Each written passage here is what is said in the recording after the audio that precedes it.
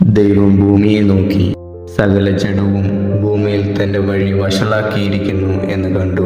ദൈവം നോഹയോട് കൽപ്പിച്ചതെന്തെന്നാൽ, സകല ജഡത്തിൻ്റെയും അവസാനം എൻ്റെ മുൻപിൽ വന്നിരിക്കുന്നു.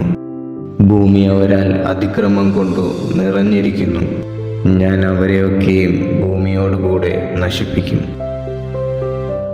നോഹയെ, നീ ഗോഫർ മരം കൊണ്ട് ഒരു പെട്ടകമുണ്ടാക്കുക. പെട്ടകത്തിന് അറകളുണ്ടാക്കി അകത്തും പുറത്തും കീൽ തേക്കണം. അത് ഉണ്ടാക്കേണ്ടത് എങ്ങനെയെന്നാൽ, പെട്ടകത്തിന് നീളം 300 മുഴം, വീതി 50 മുഴം, ഉയരം 30 മുഴം. പെട്ടകത്തിന് കിളിവാതിലുണ്ടാകണം. അത് മേളിൽ നിന്ന് 1 മുഴം താഴെയായിരിക്കണം. പെട്ടകത്തിൻ്റെ വാതിൽ അതിൻ്റെ വശത്ത് വയ്ക്കണം. താഴെയും 2-ാമത്തെയും 3-ാമത്തെയും തട്ടായി അതിനെ ഉണ്ടാക്കണം. ആകാശത്തിൻ്റെ കീഴിൽ ജീവശ്വാസമുള്ള സർവ്വജഡത്തെയും നശിപ്പിപ്പാൻ ഞാൻ ഭൂമിയിൽ ഒരു ജലപ്രളയം ഉണ്ടാക്കും. ഭൂമിയിലുള്ളതൊക്കെയും നശിച്ചു പോകും.